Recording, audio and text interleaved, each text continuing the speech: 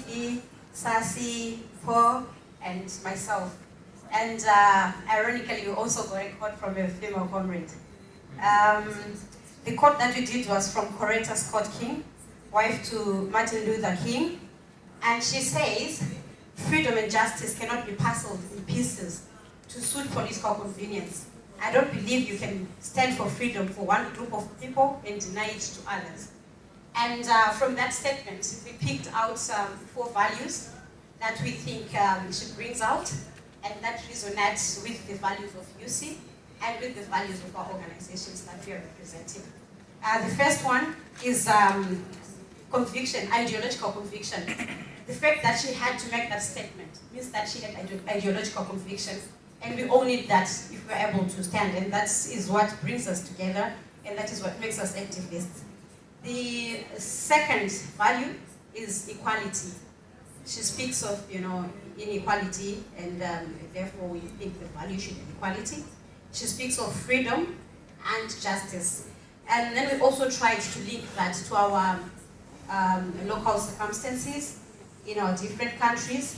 And we looked at the issue of justice, and we agreed that in Africa, in most countries, we find that the government of the day abuse the justice system to immunize themselves from punitive measures against their ill conduct. If they're corrupt and if they steal money, if they are not accountable, they're always immune to the law because they are the ones in power. So that is abuse of the justice system.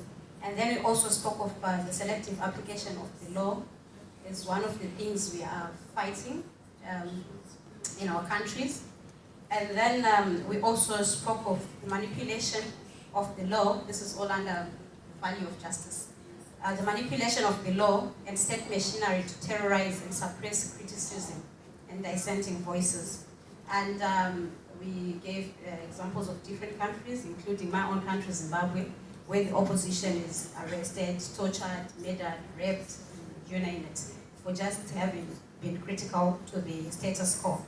And we also spoke about, in terms of equality, women's rights, and we said that there's always a culture in our own organizations. We are fighting the status quo, and we are saying that the things that we want, we don't want them to do to us, we do the same things in our own spaces to the women that we work with. So you find that in our own parties, we fight for recognition, we fight for space and all that. But these are the same the parties that are advocating for equality. So there is, you need to be able to do or practice what you preach. And then we also spoke about, in terms of equality as well, about depoliticization of human rights, that we need to have equal access to resources, regardless of our ethnicity, regardless of our political backgrounds, regardless of our gender or race in our countries. And that is something that is really a serious challenge. You find that in most countries, certain regions are not developed because maybe the president does not come from that region and he concentrates on developing the region that he comes from. You find that when there's a drought in a country, sometimes when there's food aid, it is parceled out along political lines, and those who are not loyal to the government are left starving.